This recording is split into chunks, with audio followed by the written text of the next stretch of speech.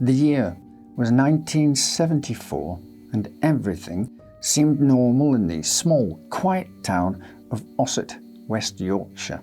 Unbeknownst to the town's residents, an incident within the walls of the Taylor home would shatter their sense of normalcy forever. A gruesome and brutal murder had occurred. However, the man with blood on his hands claimed he was a victim himself, not of any earthly affliction, but of demonic possession.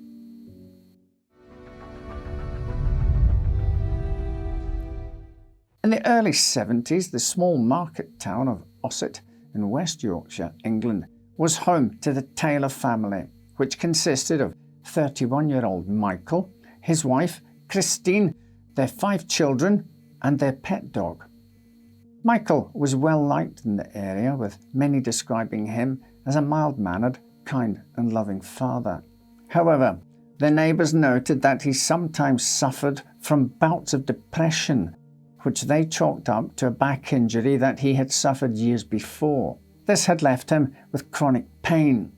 He was a skilled butcher, but this back issue made it hard for him to find long-term employment.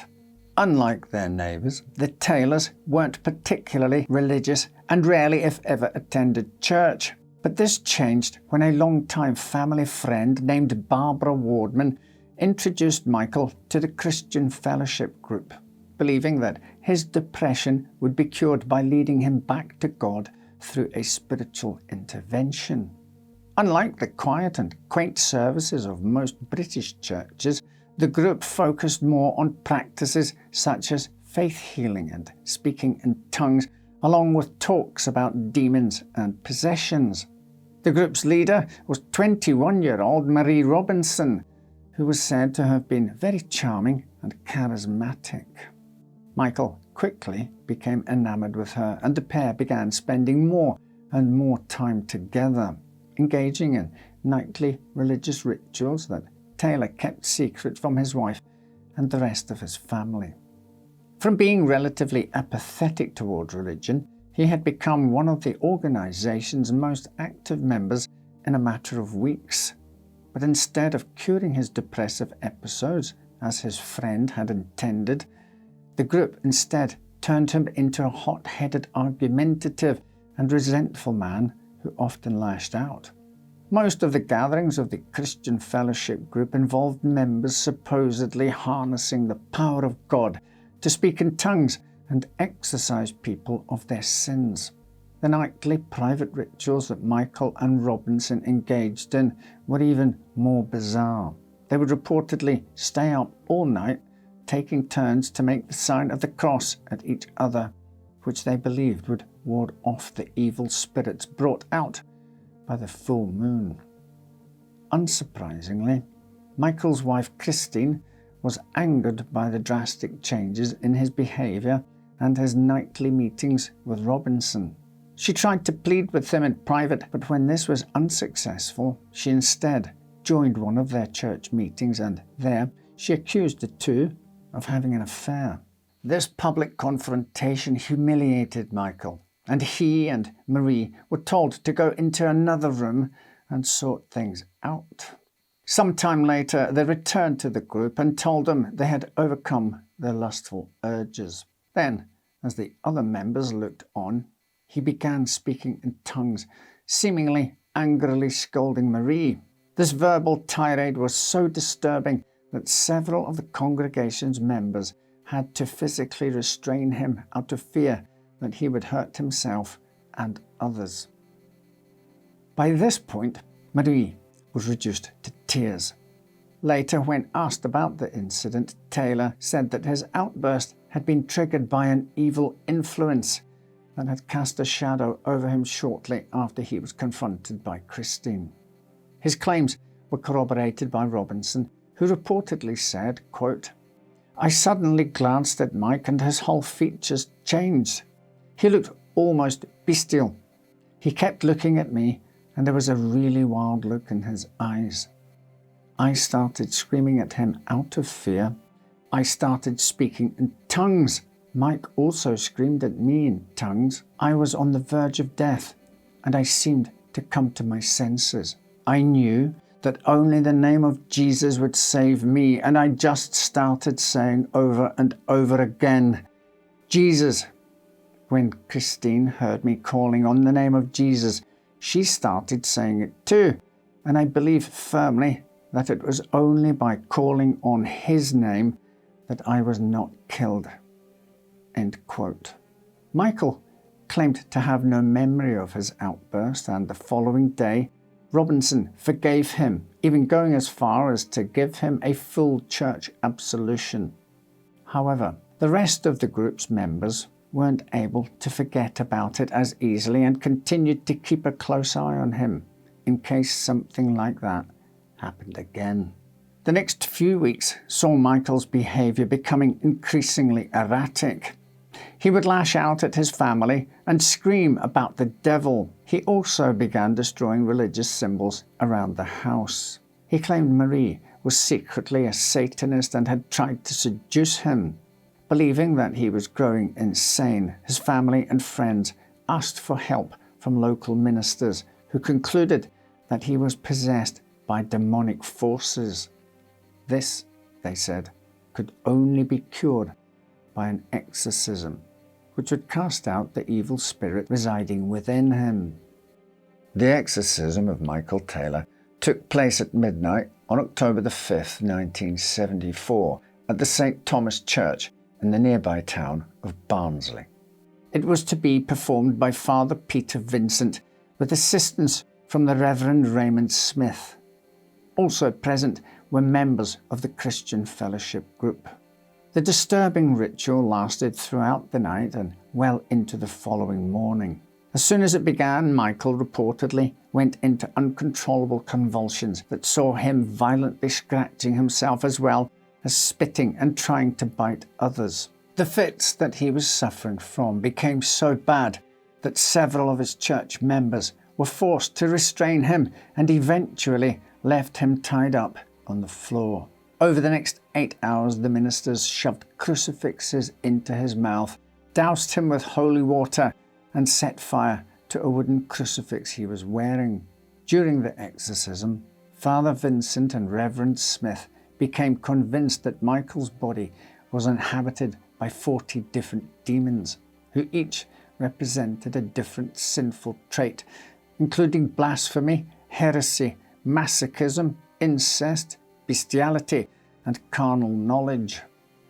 They all had to be dragged out of him, and most, if not all, wouldn't go without a fight. Finally, after over 8 hours, the priests concluded the exorcism at 8 a.m. on October the 6th, 1974. They sent Michael back home, confident that they had driven out from him all but 3 demons: insanity, murder, and violence. Father Vincent and Reverend Smith planned to remove these spirits at a later date because they were too exhausted to continue. Those present agreed with their idea, although a minister's wife named Margaret Smith tried to convince the priests to finish their ritual. According to her, she had heard a divine voice in her mind prophesying that the demon of murder would break out, going on to mention Taylor's wife, Christine. However, the holy man paid no attention to her warning. In the early morning hours of October the 7th, Officer Ian Walker from the local police department was patrolling the quiet streets of Ossett when he came across a disturbing sight. Coming around a corner, he saw a naked man covered head to toe in blood, stumbling around before curling into a fetal position. Walker approached him and asked what the red liquid covering his body was. The man began screaming, "It is the blood of Satan," over and over again. The bizarre scene attracted a small crowd of onlookers who identified the man as Michael Taylor. Officer Walker tried his best to calm Michael down, but when this didn't work, he called an ambulance to take him to the nearby hospital. Afterward, he headed to the Taylor family home and was surprised to find another patrol car already waiting there. He eventually discovered that the neighbours had called the police to report that a violent commotion was taking place inside the house. He later recalled that his approach was cut short by the sight of one of his colleagues emerging from the front door and immediately vomiting. This inspector then told Officer Walker, quote, "You don't want to see this one, son. I've seen nothing like it before, and I've seen a few. It's the wife. She's got no..." He's ripped at her, son. "It's a right mess in there. There's not much of her left. You don't want to see it, eh?" End quote. But morbid curiosity got the better of Officer Walker, and he continued inside the Taylor house. It would be a decision he would quickly regret. Inside, he was greeted by the mutilated bodies of Christine and the family's pet dog. Michael had attacked them with his bare hands, gouging out Christine's eyes and ripping out her tongue. The animal suffered the same abuse. The crime scene was gruesome, with every surface of the room reportedly covered in blood. At the hospital, Michael was taken into police custody and interviewed by Detective Inspector Brian Smith. He explained the exorcism that he had been subjected to only a few hours before the murders, saying, quote, "It was a long night. They danced around me and burned my cross because that was tainted with the evil. They had me in the church all night. Look at my hands. I was banging on the floor. The power was in me. I couldn't get rid of it, and neither could they. They were too late. I was compelled by a force within me to destroy everything living within the house." End quote. Michael claimed to have no memory of the murders, but when investigators asked him how he felt, he replied, quote, "Released. I am released. It is done. The evil in her has been destroyed." End quote. Despite Michael's claims that a demon within him had forced him to commit the horrific crimes, he was still charged with the murder of his wife. He was taken to Broadmoor, a secure hospital in Berkshire, where he awaited trial. Doctors there reported that he spent most of his time either sleeping or sitting in silence. The brutal nature of the crime and the fact that it had taken place in a quiet market town attracted a media frenzy, which intensified when the allegations of demonic possessions were made public.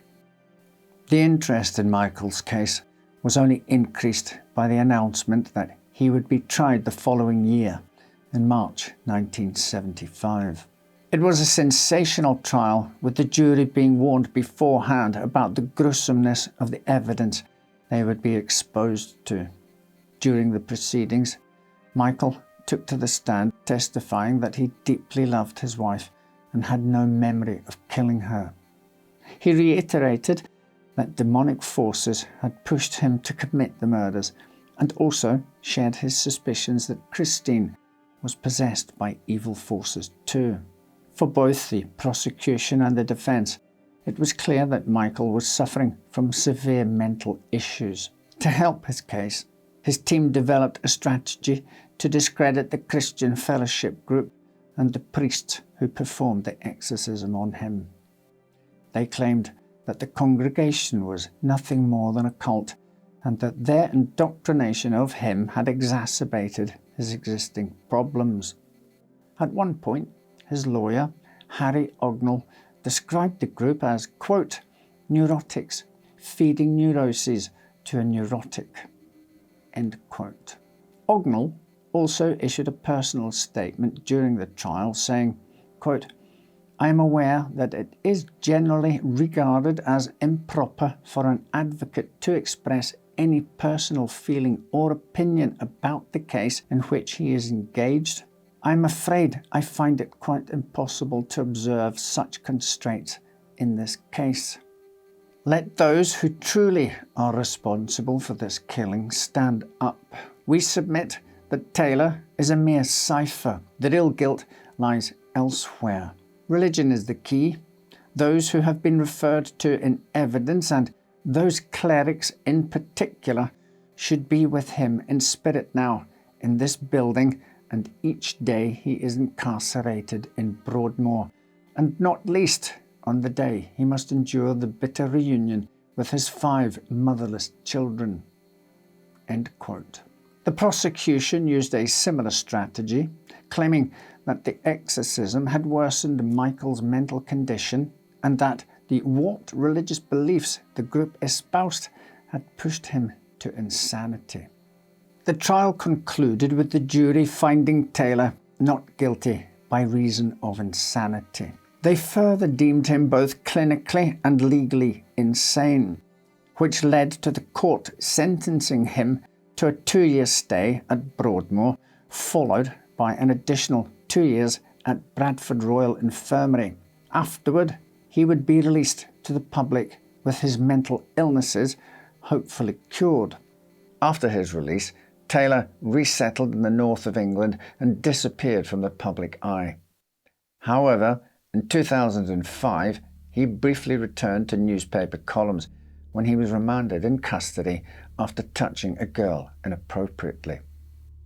After being bailed, it's said he tried to take his own life. The judge eventually issued him with a community rehabilitation order, which included further psychiatric treatment.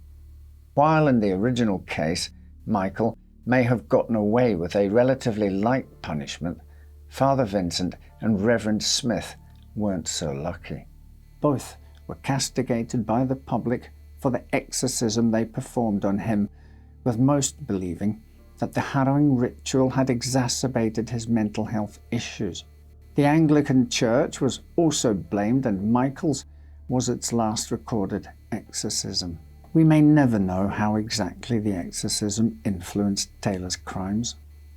However, we do know this: the sheer brutality of Christine's murder and the horrifying circumstances surrounding it had a huge impact on all those who had been involved in the case. And while the group had tried to promote religion, the brutal murder had the opposite effect.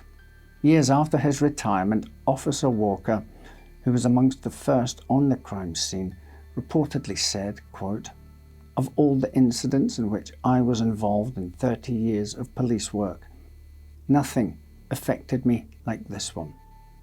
The stupidity and futility of it all, the complete and utter waste of life and destruction of a family, not to mention the death and other traumas, are far beyond anything else I have ever come across. Before this event, I was agnostic, and now I'm an atheist." End quote. Thank you for watching. Right then, take care, and I'll see you next time with another story to make you say, "Well, I never."